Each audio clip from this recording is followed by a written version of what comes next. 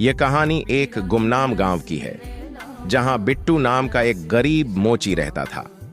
वह अपनी बीवी और बीमार मां के साथ जिंदगी गुजार रहा था, मगर उसके पास कोई काम नहीं था क्योंकि कोई भी अपने जूते मरम्मत करवाने नहीं आता था। गरीबी की वजह से घर के हालात बदतर हो रहे थे।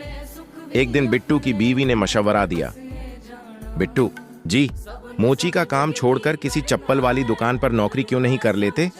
कम से कम कुछ पैसे तो आएंगे। बिट्टू ने अगले दिन काम ढूंढने का फैसला कर लिया। इसी गांव में मीठा नाम का एक आदमी था जो अपनी बीवी नसीबों के साथ मिलकर गांव वालों की गायें चुराकर बेच देता था। वह अपनी चालाकी पर खुश था और सोच रहा था कि जल्द ही बहुत अमीर हो जाएगा। अगले दिन बिट्टू नौकरी की तलाश में निकला और एक चप्पल की दुकान पर पहुंचा। भाई, मुझे काम चाहिए, मेरे घर के हालात बहुत खराब हैं। दुकानदार ने गुस्से से जवाब दिया, तू आया तो मैंने समझा कि कोई ग्राहक आया है, लेकिन तू तो काम मांगने आया है। चल, यहाँ कोई नौकरी नहीं है। मायूस होकर बिट्टू वहां से चला गया। रास्ते में उसे एक खूबसूरत गाय नजर आई जिसे देखकर वह सोचने लगा, काश यह मेरी होती, मैं इसका दूध मां और बीवी को पिलाता। उसी रात गांव में एक और गाय चोरी हो गई। गांव वाले बहुत परेशान थे और फैसला किया कि अब वे चोर को पकड़ने के लिए पहरा देंगे। अगले दिन बिट्टू ने एक और दुकान पर नौकरी मांगी, मगर वहां से भी मायूसी हुई।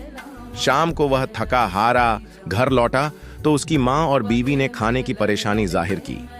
बिट्टू के दिल में आया कि वह गाय का दूध चुरा ले ताकि उसकी मां और बीवी भूखे न रहें।